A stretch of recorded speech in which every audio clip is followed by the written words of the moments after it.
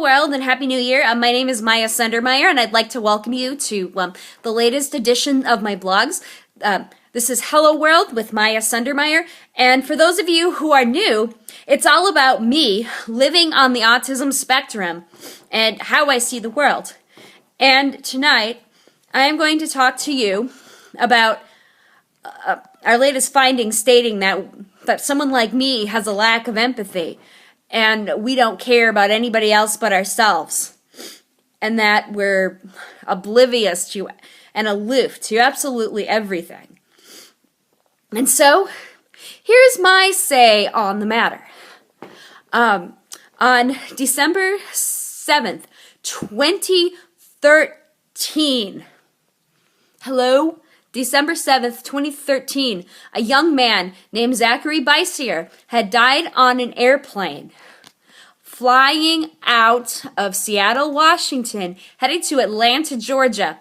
And Zachary Bisiar had happened to have an underlying condition that caused him to go into cardiac arrest. He was only 16 years old. He had severe autism and cerebral palsy and many other medical conditions, and a very rare underlying fatal condition that killed him in the end.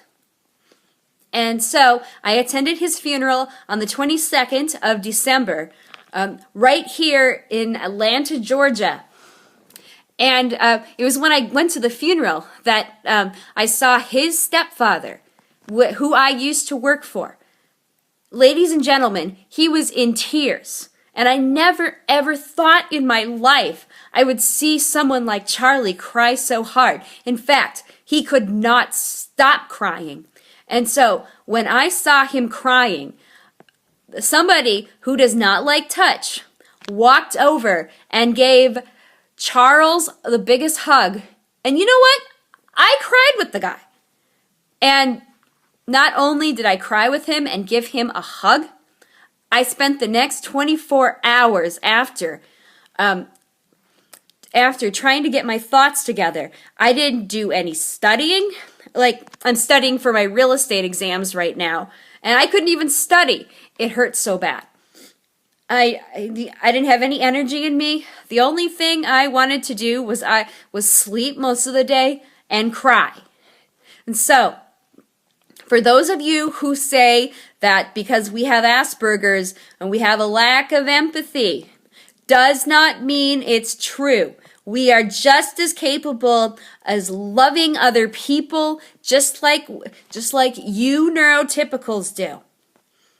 So, for those of you who don't understand and think we have a lack of empathy, my advice for you would be, get out there and listen to somebody who is on the spectrum, whether they have a keyboard or whether, and they communicate by typing on a keyboard or an iPad, or they talk vocally and verbally like I do.